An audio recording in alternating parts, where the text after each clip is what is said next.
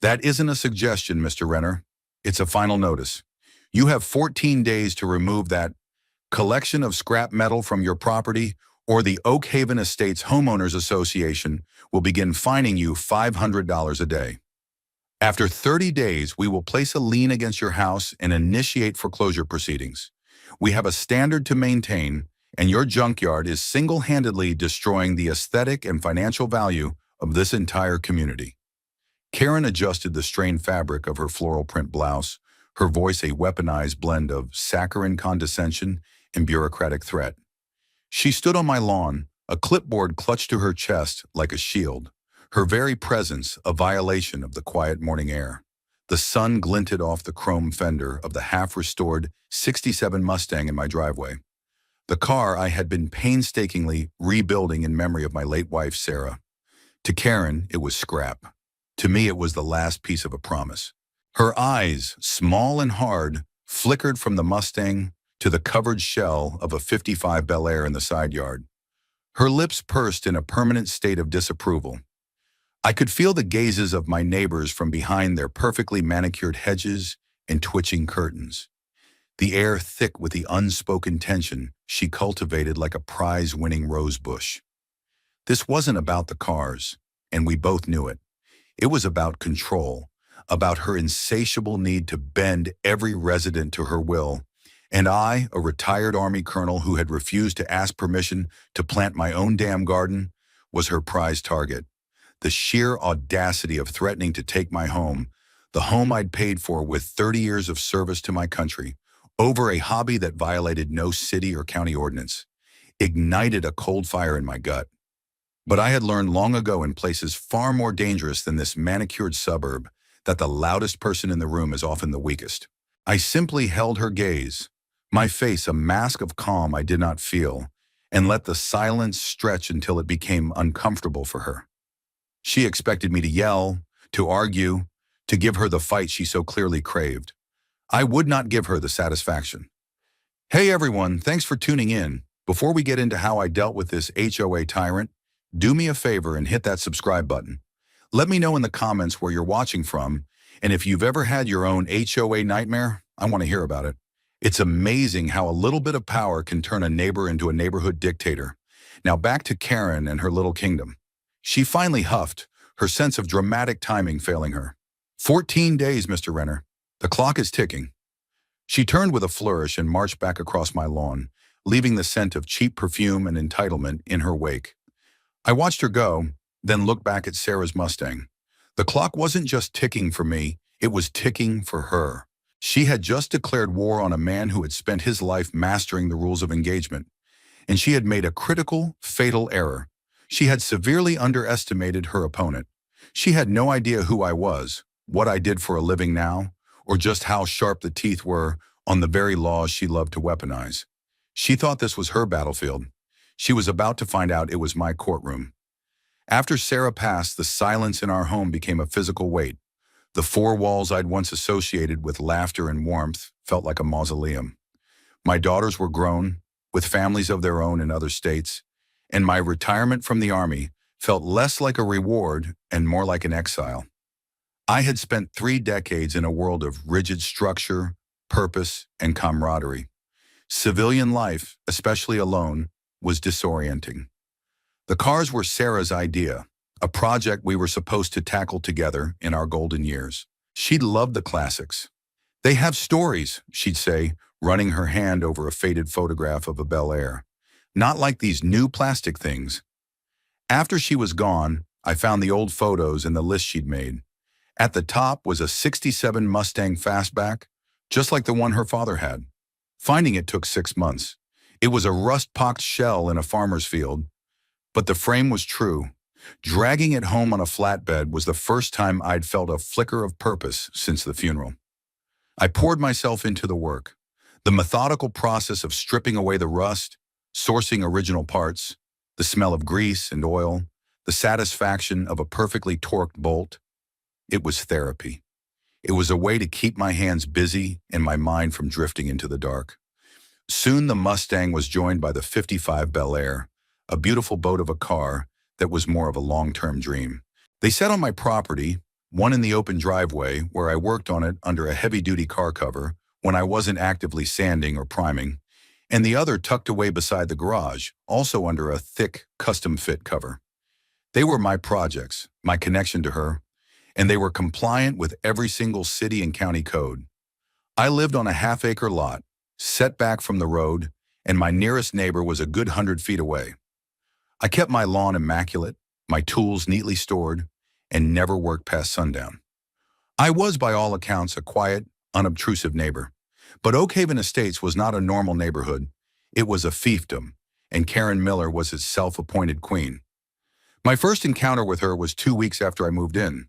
She appeared at my door with a welcome basket containing a single dry muffin and a 3-inch thick binder of HOA covenants, conditions, and restrictions. "Welcome to the community, Colonel Renner," she'd said, her smile not reaching her eyes. "We pride ourselves on maintaining a certain standard here. I trust you'll find this binder to be your new Bible." The undertone was clear. This wasn't a welcome, it was a warning. Over the next year, the warnings became citations. A notice for my garden hose being visible from the street for more than 4 hours. A violation for my trash bins being put out at 7 p.m. the night before pickup instead of after 9 p.m. A formal complaint that the flag I flew on my porch, the very flag that had draped a friend's casket, was 2 inches wider than the approved dimensions for decorative banners. Each one I handled with quiet, documented compliance. I'd take a photo of the corrected infraction, email it to the HOA board with a timestamp, and keep a copy in a folder I labeled "The Queen's Decrees." I refused to engage her directly, communicating only through formal, dispassionate emails. This, I learned, infuriated her. She wanted arguments, deference, fear. My calm, procedural compliance was like sand in the gears of her power machine. The cars were the final straw. She couldn't stand something she couldn't control, and my quiet passion was an affront to her authority. The first notice called them derelict vehicles. I responded with a polite email, attaching copies of the current registrations for both vehicles and a copy of the county ordinance defining derelict, a definition which required a vehicle to be in a state of visible disrepair and have expired tags. Since my tags were current, her definition was legally irrelevant. I thought that would be the end of it. I was wrong. It was just the beginning. The formal, final notice she delivered to my lawn was a declaration that she was no longer bound by mere reason or law. She was operating on the pure, uncut fuel of her own ego, and she was escalating this conflict to a place where she believed her power was absolute. The certified letters began arriving like clockwork, each one a masterpiece of passive-aggressive bureaucracy. The first fine was $500 as promised. The letter signed by Karen as HOA president, cited bylaw 7.14, maintenance of property aesthetics. It was a vague catch-all rule that could mean anything she wanted it to mean. I read the entire HOA binder, her Bible, from cover to cover that night. It was a labyrinth of contradictions and legally dubious clauses, likely cobbled together from various online templates without any real legal review. The section on vehicles prohibited commercial trucks, ERVs, and boats from being parked in driveways overnight. It said nothing about vehicles under restoration, provided they were registered and operable, or in a state of being made operable. My Mustang, with its engine half rebuilt, clearly fell into the latter category. I drafted a formal response, not an email this time, but a typed letter sent via certified mail, return receipt requested. In it, I respectfully disagreed with the board's interpretation of bylaw 7.14, quoted the specific county ordinances that superseded the HOA's vague language, and attached again the valid registrations for both vehicles. I stated that I was in full compliance with all governing statutes and that the fines were being levied without legal basis. I requested a formal hearing with the full HOA board to discuss the matter, as was my right under the association's own rules. I was building a paper trail, a fortress of documentation. Every interaction, every letter, every threat was cataloged in my binder, which was growing thicker by the day. I knew from my military career that battles are often won long before the first shot is fired, in the tedious, meticulous work of planning and preparation. Karen's world was one of bluster and intimidation. My world was one of evidence and procedure. The board granted my request for a hearing held in the community clubhouse, a sterile room that smelled of lemon-scented cleaner and desperation. The board consisted of Karen and two other residents, a meek retired accountant named Arthur, who looked terrified of his own shadow, and a woman named Brenda who seemed to be Karen's loyal lady-in-waiting, nodding at everything she said. It wasn't a hearing, it was a show trial.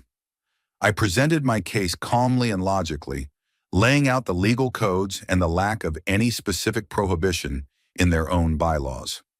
I spoke for 10 minutes, presenting my binder of evidence. Karen let me finish, a smug little smile playing on her lips. She didn't even look at her fellow board members. "Thank you for your presentation, Mr. Renner," she said, the word presentation dripping with disdain. "However, the Aesthetics Committee, which I chair, has determined that your vehicles constitute a visual nuisance. The board's decision to fine you stands. The fines are now at $3,000. You will pay them, and you will remove the cars." Arthur wouldn't meet my eyes. Brenda was nodding vigorously. It was then I understood the depth of her control. The board was not a democratic body. It was a rubber stamp for her whims. I stood up, gathered my papers, and looked directly at her. "This decision is arbitrary and capricious," I said, my voice low and even. "It is not based on the governing documents of this association or the laws of this county. You are acting outside the scope of your authority, and I will not be paying these illegal fines." The humor of the situation, dark as it was, began to settle in. Here was a woman who worshipped rules, yet she was breaking them with impunity. She was so drunk on her sliver of power that she believed it made her infallible. As I walked out of the clubhouse, I heard her call after me, her voice shrill with fury. "You'll regret this. I will see to it that you are removed from this community. I'll have you know I have friends in the county government." The threat hung in the air, but it didn't frighten me. It gave me my next move. She was about to escalate this beyond her little kingdom of manicured lawns and petty tyrannies. She was going to take her fight to a bigger stage, an arena with very different rules and a very different kind of authority. And in doing so, she was unknowingly handing me the very weapon I needed to dismantle her entire empire. The next certified letter wasn't a fine, it was a notice of intent to file a lien. The total was now over $10,000. She was moving faster than I expected, driven by pure spite, but her mention of friends in the county government was the key. She was about to make a very, very big mistake. True to her word, Karen's next move was to escalate beyond the HOA. About a week after the show trial, I received a thick envelope from the county. It wasn't from the courts, but from the Code Enforcement Division. Inside was a formal notice of complaint and a scheduled inspection of my property. My eyes scanned the document, and a slow, cold smile spread across my face. She'd actually done it. She had taken her petty neighborhood squabble and turned it into an official county matter. The complaint itself was a work of fiction, a testament to Karen's boundless imagination and malice. The list of alleged violations was breathtaking in its absurdity. She hadn't just reported junk cars. She had accused me of running an unlicensed auto repair business from my home, a clear zoning violation. She claimed the vehicles were leaking hazardous fluids, including gasoline, oil, and antifreeze, directly into the soil, posing an imminent threat to the local water table. She alleged that the cars were attracting vermin and vagrants, creating a public health crisis. The complaint finished with a flourish, describing my property as a blight that was actively causing property values in Oak Haven Estates to plummet. She had signed it Karen Miller on behalf of the Oak Haven Estates Homeowners Association and as a concerned citizen. She had put her name and the HOA's name on a legal document filled with slanderous, easily disprovable lies. This was no longer a simple dispute over aesthetics. This was defamation. She had just handed me a loaded gun. I spent the next few days preparing for the inspection, but not by cleaning up or hiding anything. Instead, I prepared my evidence. I gathered the receipts for every part I'd purchased for the Mustang. I printed out the engineering schematics and my detailed step-by-step restoration plan. I laid out large, clean drip pans under both cars, even though neither was leaking a single drop of anything. I photographed the pans each morning and evening, creating a time-stamped visual record proving the absence of any hazardous leaks. I bought a small professional-grade soil testing kit and took samples from around and under the vehicles, documenting the process on video before sending the samples to a lab for an official analysis. I even set up a motion-activated wildlife camera aimed at the side yard. Over 3 nights, it captured footage of a raccoon, 3 squirrels, and my neighbor's cat, but not a single vagrant. The binder I had started for the HOA was now supplemented by a new, much more serious one labeled County Complaint Response. On the day of the inspection, I was ready. A white county truck pulled into my driveway precisely at the scheduled time. A man in a crisp uniform shirt with a county code enforcement patch on the sleeve stepped out. He looked to be in his late 40s, with a tired but professional demeanor. He'd seen it all, and the weary set of his eyes told me he was not looking forward to mediating another neighborhood war. "Mr. Renner?" he asked, extending a hand. "I'm David Ortiz, with Code Enforcement. We received a complaint regarding your property." "I know," I said, shaking his hand firmly. "I received a copy. Please come in. I'll show you whatever you need to see." I saw a flicker of surprise in his eyes. He was used to hostility, defensiveness, people trying to hide things. My open, calm welcome seemed to disarm him. As I led him toward the driveway, I saw it, the subtle twitch of the curtains in Karen's living room window across the street. She was watching, no doubt savoring what she imagined was my imminent downfall, picturing the inspector slapping me with massive fines and condemnation notices. The image of her smugly peering from her window, so confident in her victory, was a powerful motivator. I walked Mr. Ortiz through every single allegation in Karen's complaint, systematically and dispassionately dismantling each one with documented proof. "The complaint alleges an unlicensed business," I began. "Here are my military pension statements and my current employment contract. My income is fully accounted for. This is a hobby, not a business." I then showed him the cars. I pulled back the cover on the Mustang first. This is a 1967 Mustang Fastback. It was my wife's dream car. I am restoring it in her memory. Here is the valid registration. Here are the engineering schematics. Here is my project plan. I pointed to the engine bay. As you can see, the engine is clean. There are no active fluid lines connected. Regardless, you can see the absorbent mat I've placed underneath, as well as the industrial drip pan. Both are bone dry, as they have been every day. We moved to the Bel Air, and I repeated the process. I showed him the soil analysis report from the lab, which came back completely clean. I showed him the wildlife camera footage. By the time I was finished, Mr. Ortiz was shaking his head slowly, a look of profound annoyance on his face. An annoyance directed not at me, but at the person who had wasted his time. He had a whole county of actual problems to deal with, and he just spent an hour on a complaint that was, to put it mildly, malicious fiction. He made a few notes on his clipboard, his pen strokes sharp and angry. He was all business, but I could sense the shift in his perspective. He knew what was going on here. He had seen this story 100 times before. The official report from the County Code Enforcement Division arrived in my mailbox a week later. It was a single page, a beautiful, sterile document of bureaucratic vindication. For each of Karen's hysterical allegations, unlicensed business, hazardous waste, vermin infestation, public nuisance, the findings were the same, unfounded. The case was officially closed. A copy, I knew, would also be sent to the complainant. I could almost picture the moment Karen opened that letter, her smug anticipation curdling into indignant rage. Her grand maneuver, her appeal to a higher authority, had blown up in her face. She had tried to use the county as a weapon, and the weapon had refused to fire. I allowed myself a quiet moment of satisfaction, sitting at my kitchen table with the letter, the morning sun warming the polished wood. But my satisfaction wasn't just about being proven right. It was about what came next. Karen's complaint had been an act of hubris, a massive overreach born from her belief that the system was designed to serve her will.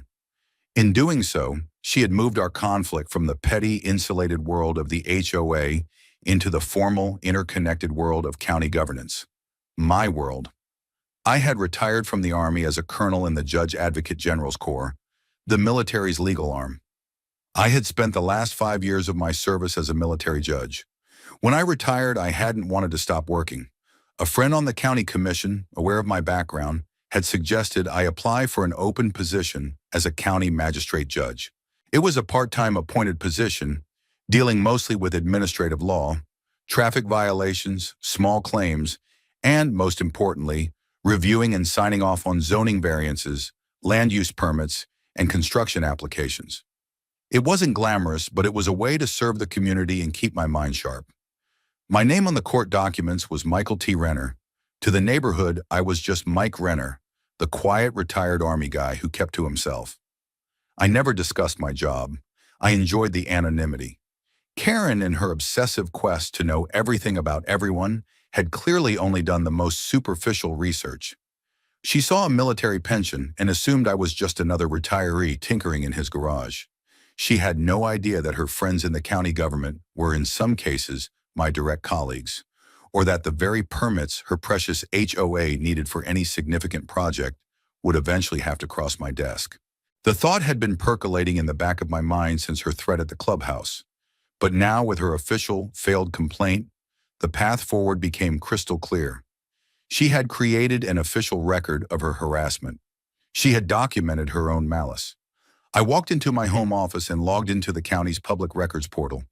I searched for any pending applications or permits filed by the Oak Haven Estates Homeowners Association. And there it was, filed just 2 weeks prior. Application for zoning variance and construction permit, project ID 774-B, applicant Oak Haven Estates HOA. Project description, construction of new 5,000 square feet community clubhouse and Olympic-sized swimming pool complex. Estimated cost, $2.5 million. It was her legacy project, the jewel in her crown she had been promising residents for years. And at the bottom of the application summary was the final, beautiful detail.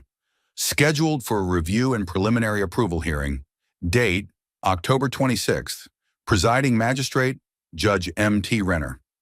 A cold, predatory calm settled over me. She had brought the war to me, but she had chosen a battlefield where I wasn't just a soldier. I was the commanding general. She had no idea who she was about to face.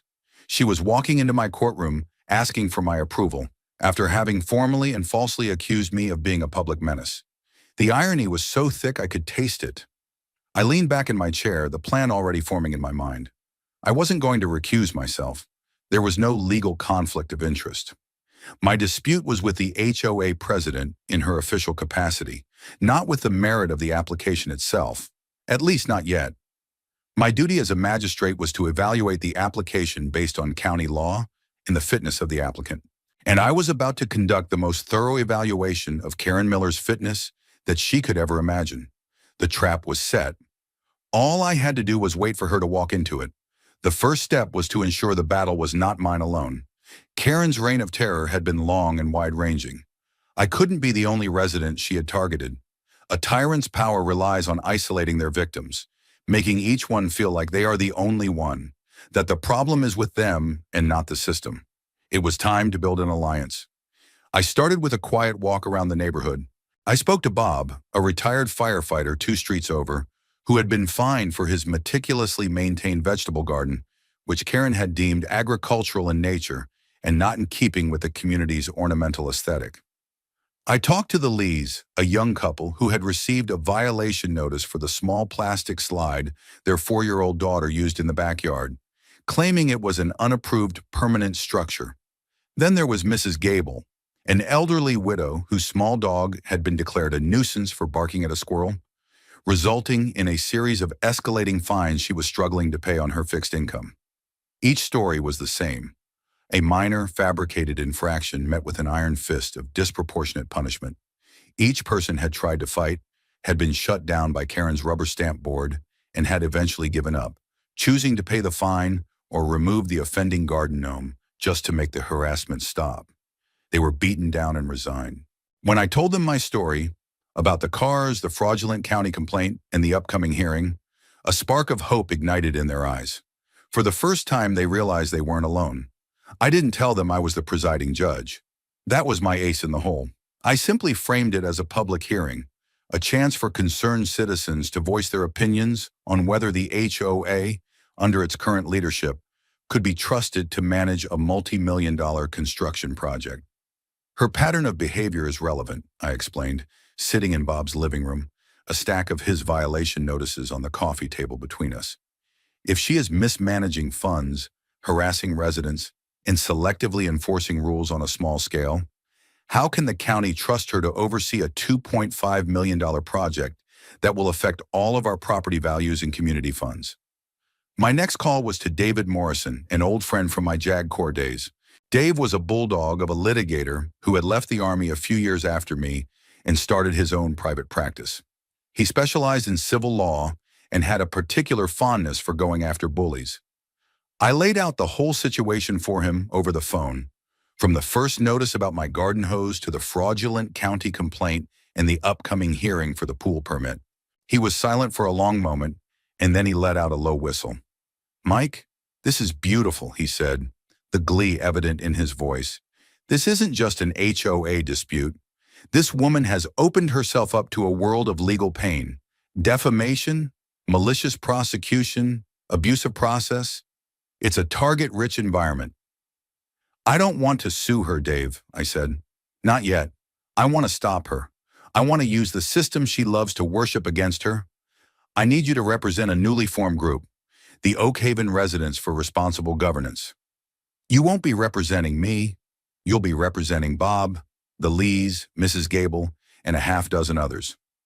Dave understood immediately. "So I'm the voice of the people. I present their documented grievances at the permit hearing, questioning the HOA's character and fitness as an applicant. And you just happen to be the judge on the bench, impartially weighing the evidence presented?" "Exactly," I said. "It has to be by the book. No ex parte communication, no appearance of impropriety. You will present a case based on facts and evidence. I will rule based on the law and the information presented in my courtroom. Karen is the one who has intertwined her personal vendettas with official HOA business. We're just going to give her the public forum she deserves to explain it." We spent the next 2 weeks preparing. Dave drafted official statements from each of the wrong neighbors, complete with copies of their violation notices, photos, and records of their attempts to resolve the issues. We dug into the HOA's financial disclosures, which were public record. We found irregularities almost immediately: exorbitant fees paid to a landscaping company owned by Karen's brother-in-law, questionable administrative expenses, and a reserve fund that was suspiciously underfunded for an association planning such a massive capital expenditure. The trap wasn't just about my personal grievance anymore. It was about liberating an entire community.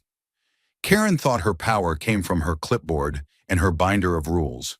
She was about to learn that true power comes from the truth, meticulously documented and presented in a form where her bluster and intimidation meant absolutely nothing.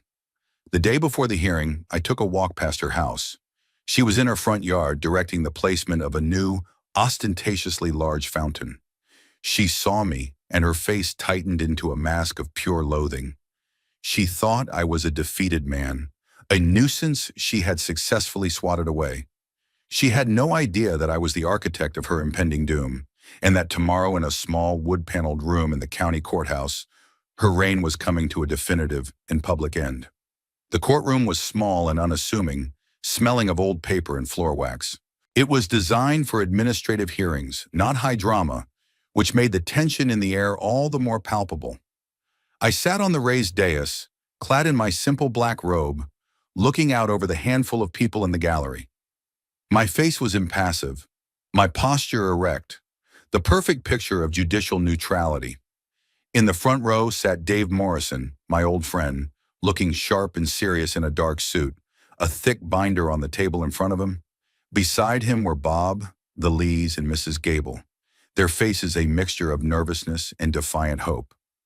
On the other side of the aisle sat Karen, flanked by the HOA's lawyer, a slick, overconfident man named Peterson, who looked like he'd rather be on a golf course. Karen herself was beaming. She was dressed in a bright pink power suit, a conqueror arriving to claim her prize. She surveyed the room with an air of ownership, nodding condescendingly to a few people she recognized. She glanced at the bench, saw me, and her eyes registered nothing. To her, I was just another faceless bureaucrat, a cog in the machine that was about to grant her everything she wanted. She had never seen me in anything but old jeans and a t-shirt, covered in grease. Out of my natural habitat, I was invisible to her. The clerk called the court to order. All rise, the Court of Magistrate Judge Michael T. Renner is now in session. I watched Karen's face as the clerk said my name. It was a moment of pure cinematic perfection. Her broad, confident smile didn't just falter, it collapsed. The color drained from her cheeks, leaving behind a pasty, slack-jawed mask of disbelief. Her eyes widened, flicking from me to the nameplate on the bench and back again, the gears in her mind grinding, trying to process the impossible reality. She looked at me, truly looked at me, and for the first time, she saw me. The retired Army guy, the man with the junk cars, the public menace she had reported to the county, and he was the judge. Her lawyer Peterson, who had been shuffling papers, looked up at her, confused by her sudden pallor. He followed her horrified gaze to me, and a wave of professional panic washed over his face. He leaned in and whispered frantically to her, but she could only shake her head, her mouth opening and closing like a fish on a dock. "Good morning," I said, my voice calm and even, resonating with the quiet authority of the room.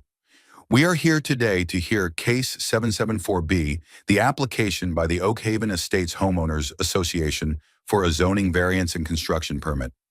Mr. Peterson, are you ready to present your case for the applicant?" Peterson shot to his feet, flustered. Your Honor, may we have a moment? There appears to be a potential conflict of interest here that we were not aware of."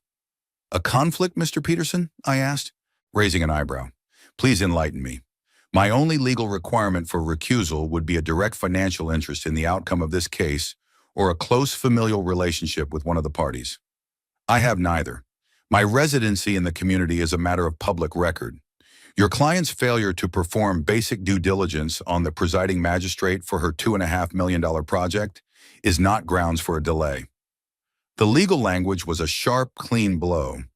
I had just told him, in the politest way possible, that his and his client's incompetence was their problem, not mine. He stammered, looking helplessly at Karen, who seemed to have shrunk inside her pink suit. "Proceed with your presentation, counselor," I said, my tone leaving no room for argument. For the next 20 minutes, Peterson stumbled through a canned presentation about the benefits of the new pool and clubhouse. He spoke of community engagement, increased property values, and quality of life.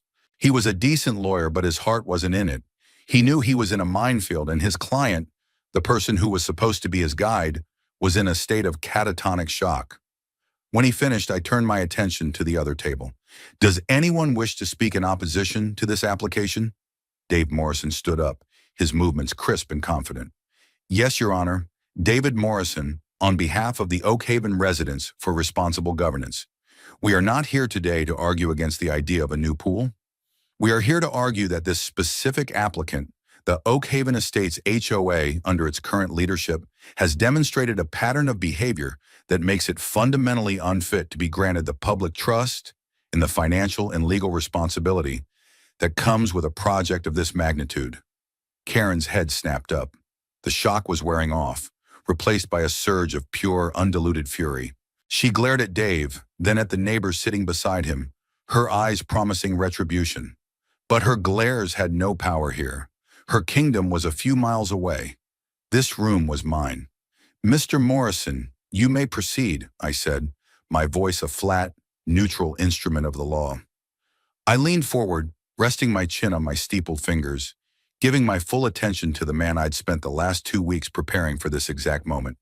The trap was no longer being set. The spring had been triggered, and Karen was caught squarely in its jaws. Dave began not with an argument, but with a story. "Your Honor, I'd like to introduce you to Robert Patterson," he said, gesturing to Bob, the retired firefighter. Bob, a man who had run into burning buildings for a living, looked terrified but resolute as he was sworn in. Dave gently guided him through his testimony.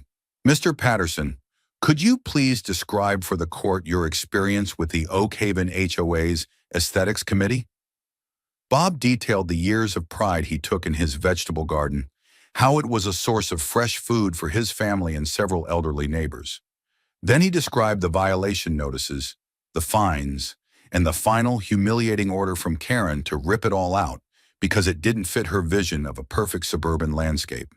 Dave submitted the HOA letters and photos of the beautiful, thriving garden as Exhibit A. Next came the Lees.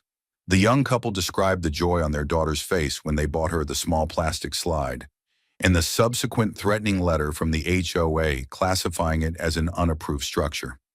They talked about the stress and anxiety it caused, how they felt watched and judged in their own backyard.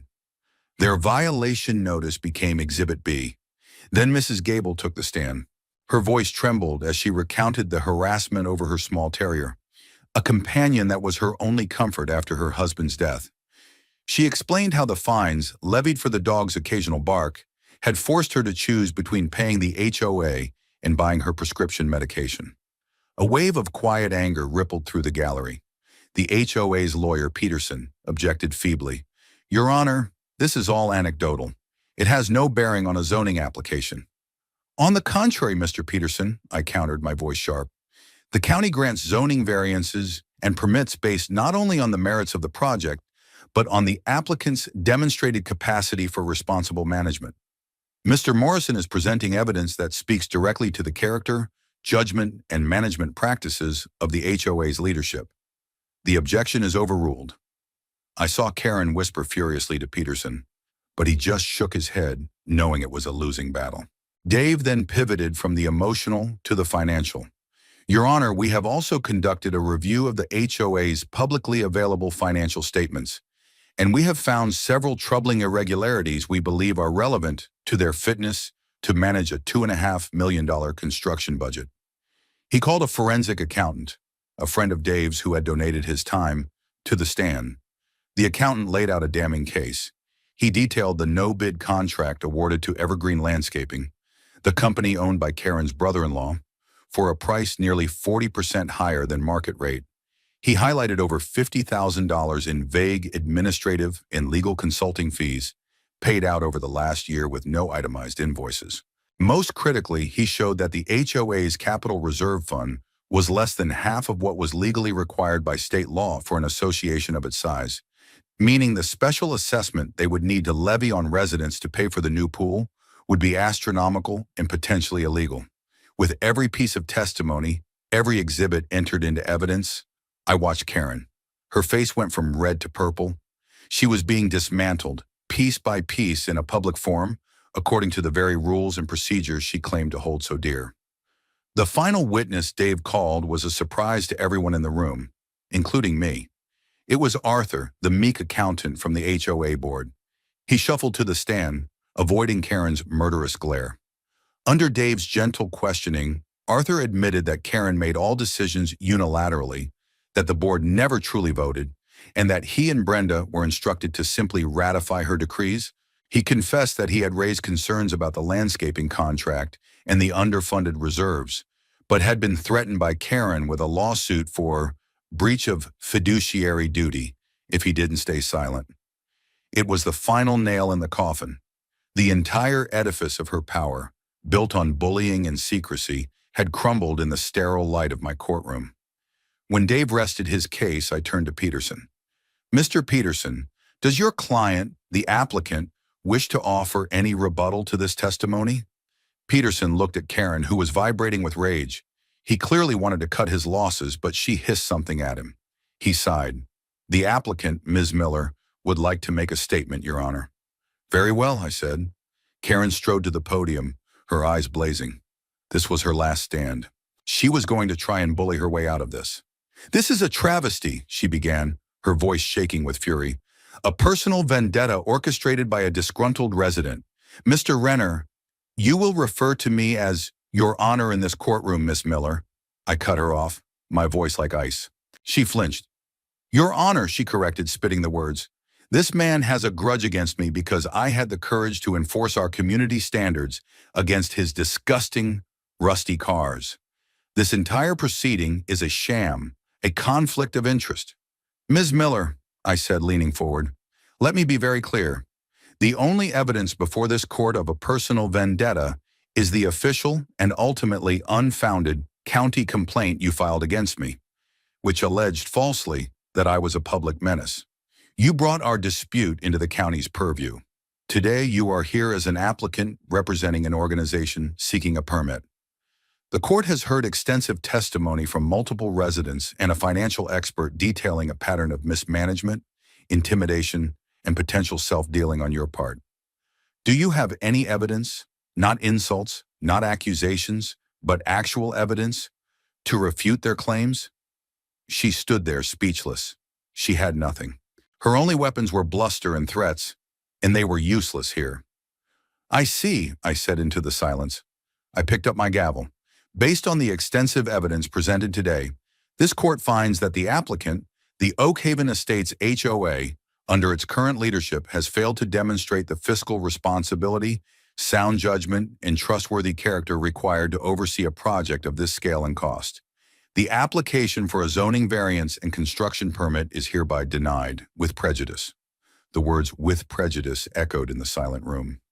It meant she couldn't just fix a few things and refile. It was a fatal blow.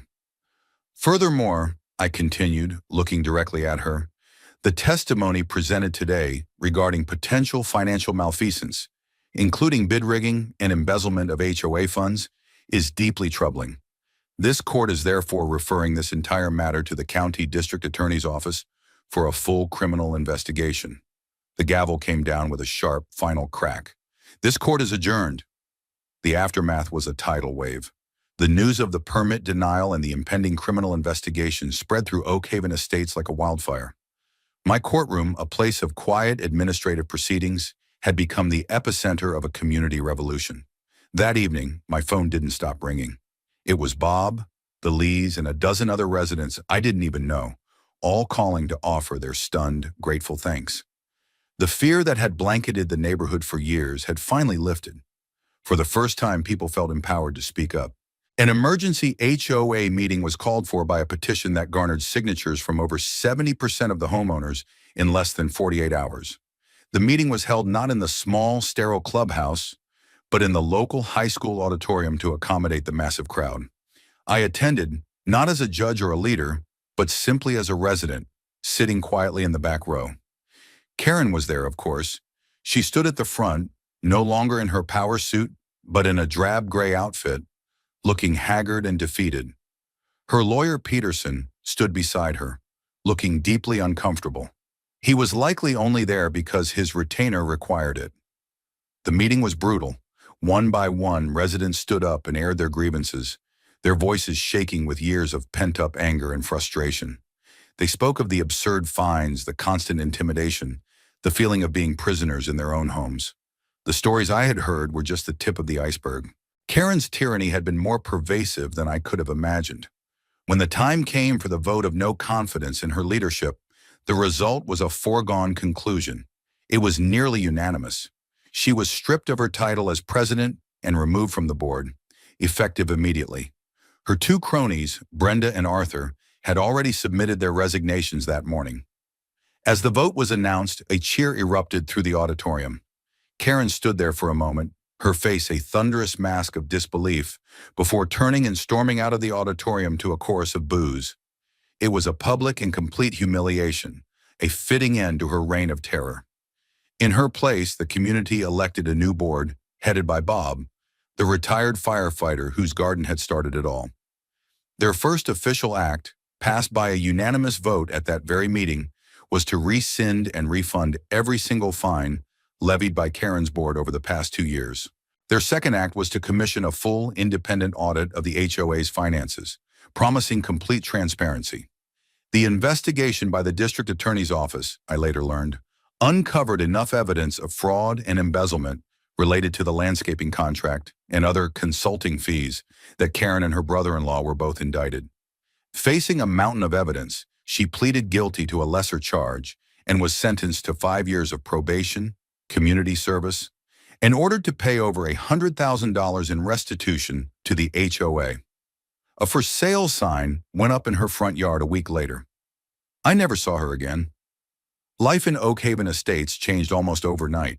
The oppressive atmosphere lifted, replaced by a sense of camaraderie and genuine community.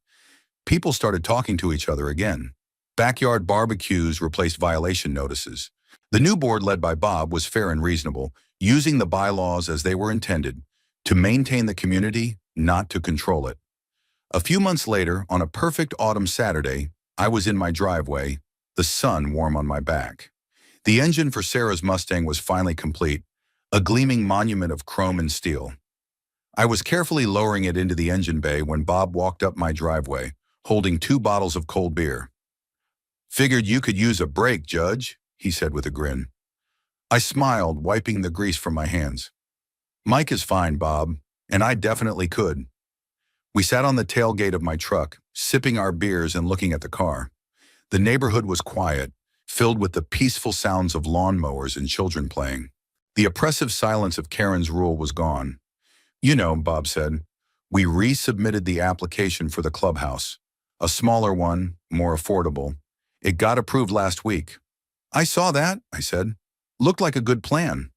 "Yeah," he said, taking a long drink. "Funny how things work when you're not trying to build a monument to yourself." We sat in comfortable silence for a while, just 2 neighbors enjoying a beautiful day. I looked at the Mustang, so close to being finished, and felt a profound sense of peace. The cars were never about being a rebel. They were about memory, about purpose, about holding on to a piece of the woman I loved. In the end, my fight with Karen wasn't about the cars either. It was about the simple, fundamental principle that a home should be a sanctuary, not a battlefield. It was about the idea that rules should serve people, not the other way around. I had won, not through anger or aggression, but through patience, preparation, and a deep understanding of the very system my opponent had tried to use against me. I had restored not just a classic car, but a community. And as I looked out over the peaceful neighborhood, I knew with absolute certainty that Sarah would have been proud.